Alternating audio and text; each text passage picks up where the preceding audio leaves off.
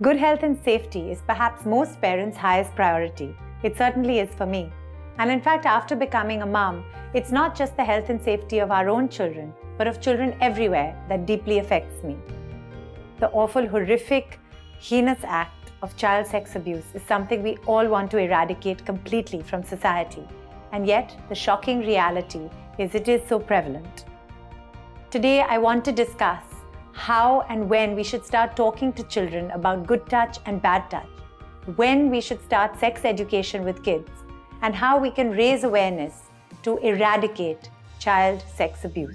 So, to start with, Harish, what is child sex abuse awareness? After reading all those gruesome stories, we often assume that child sex abuse is only about a child getting raped. There are a lot of levels to it, and there is verbal, there is non-verbal, there is visual. There are many ways that a child could be violated, and all of this forms child sex abuse. That is extremely interesting because I think a lot of mothers out there probably don't know that. Payal, how did you actually come to write the book, and what are your views on this? Put it very briefly, my inspiration for the book has been Harish. We were colleagues in 2007, and when he opened up to me and he said that he's a victim of child sex abuse. So his story was very touching, very moving. And then it just struck me that Harish's story is something which he must share because it's not only about child sex abuse awareness, but it's also the activism. It's also the way he has won over his own trials, that really inspired me.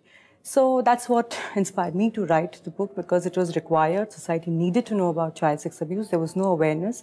People were not talking about it, and they needed to talk about it. As a child, what I told my mother was the first time I told my mother that my uncle touches me here and there.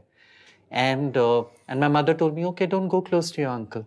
Because even the thought that a male child needs to be protected didn't exist at all. Because in our society, the way we are conditioned, we are always told that the male child is the protector and the female child is the one who needs to be protected. So my mother didn't have a clue about the fact that a male child could be sexually abused. Okay, now I can reason that my mother didn't know about it. But at that time, I completely blame my mother because my abuser kept telling me that if you tell this to your mother, if you tell this to anybody, that person is not going to believe you, they're going to doubt you.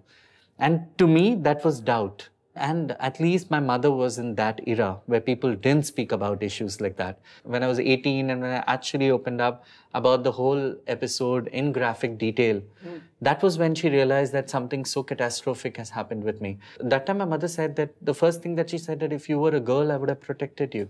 As a mom of two boys, are you conscious of sex education and sex abuse awareness education? Is it something that you have already started talking to your kids about? They're very young, so... They're very young. To be honest, I haven't, but I have started thinking about when I should do that. My eldest is 4, just turned 4, so now he's still young, but perhaps I need to start using certain words for certain parts of the body, for example, rather than making it sort of all very childlike. There is nothing shameful about calling your body parts. Yeah. Your eye is an eye, your nose is a nose. Why is a penis not called a penis? Why is not a vagina called a vagina? Why so much of censorship on something? It's just another part of the body. Yeah, I think all of us are guilty of this. I think most of us are. Using the baby you words, use a baby word. There are many perverted teachers out there. So before That's that, it's better that you make, actually. Very, very good point, because I'm from the UK. So in the UK, there's a huge awareness of child sex abuse. I think it's almost too extreme. True. So if a child comes to school with perhaps a small mark on its after arm, they'll go to the other extreme of investigation and calling social services. And I've heard horrific stories that take it to the other extreme. In India, there's almost none of that. So there surely must be a middle ground which you can sort of be aware, be sensible, without going over the top. Now, child sex abuse is not even something that people speak openly about.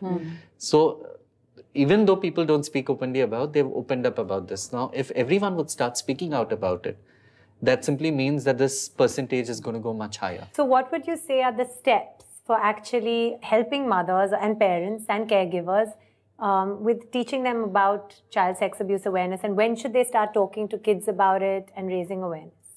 I think the onus lies with parents, especially mothers, because she's a natural caregiver and she's the one who's the closest to to the child, whether it's a boy or a girl, till a certain age. I think the right age for at least teaching them about child sex abuse, about the good touch, bad touch, anything between 2.5 years onwards, because that is the time when they start understanding you.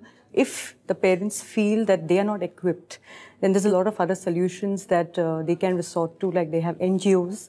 Secondly, I think parents can also approach schools. I know sex education, etc., has been kind of a controversy. I think, in a way, yes, it's a controversial thing that why should we not have sex education, some people might say, but I would look at it like as a silver lining.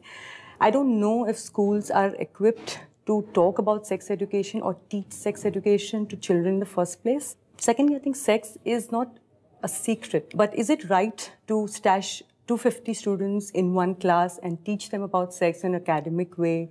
Because when I was in school, I was in a convent, and this teacher was talking to us about the reproductive system of girls. And she drew the uterus, which looked like a cow's face, and then she drew the fallopian tubes, which looked like the horns. And suddenly I was a cow. Is this the right way of imparting sex education to children? If this is how it's supposed to be done in schools, then I'd rather not do it in schools, and I would do it to my children personally. I would give them sex education the right way, but in my... But the concern is, I mean, that's you, because you're quite progressive and you understand the topic. But if there are parents who don't, or who refuse to go there, then the child has no recourse to such information.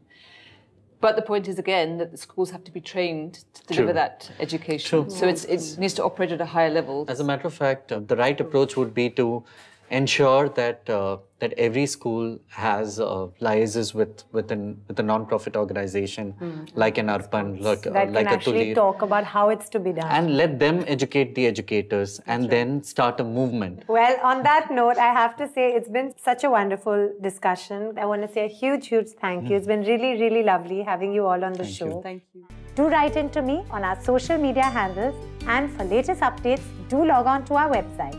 Till we meet again, bye-bye.